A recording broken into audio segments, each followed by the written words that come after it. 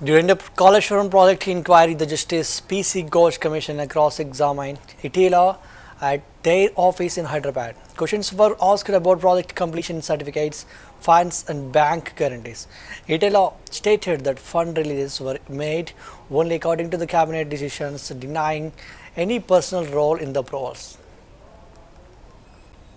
మీరు ఆర్థిక మంత్రిగా ఉన్నారు కదా, ఈ డిజైన్లతో, ఈ కన్స్ట్రక్షన్తో, ఈ టెక్నికల్ ఆస్పెక్ట్తో మీకు సంబంధం ఉందా అని చెప్పి అడిగారు. మాకు ఏమీ సంబంధం ఉండదు.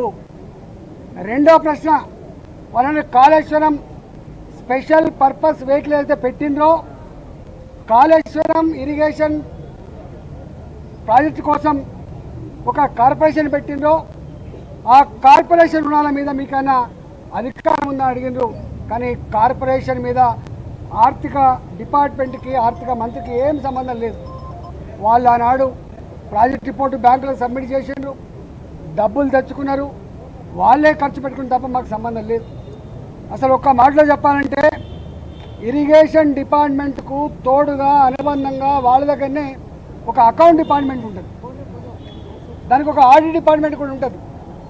ఆ బిల్లులు మంచా చెడా, పనులు అయినాయా కాలేదా, క్వాంటిటీ ఉందా లేదా, క్వాలిటీ ఉందా లేదా, ఇవన్నీ చెక్ చేసుకోవాల్సింది ఆ ఇరిగేషన్ డిపార్ట్మెంట్ నుండి వాళ్ళ అకౌంట్ సెక్షన్, ఆ తదుపరి ఆడిట్ సెక్షన్ మా దగ్గరికి వస్తుంది.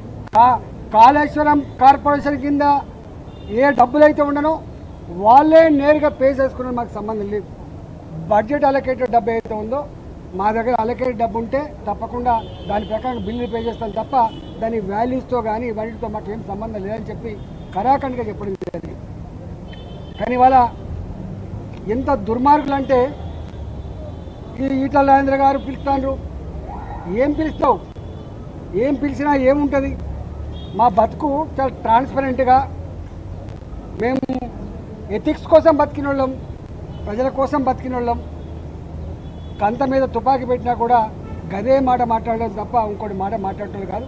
ఇవాళ పిచ్చి కూతలు, కారు కూతలు, ఇలా కుక్కలు ఎక్కబడ్డే మాటలు చూస్తూ ఉంటే బాధ అనిపిస్తూ ఉంది.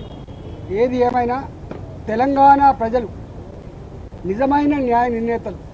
ఎవడు తప్పు చేసిండో, ఎవడు ఒప్పు చేసిండో వాళ్ళు నిర్ణయిస్తారు తప్ప ఇవాళ కొద్దిమంది బట్టకాల్చి మీద చేసినంత మాత్రం మీకు అయ్యే ప్రసక్తి లేదు. మీరు ఆర్థిక మంత్రిగా ఉన్నారు కదా,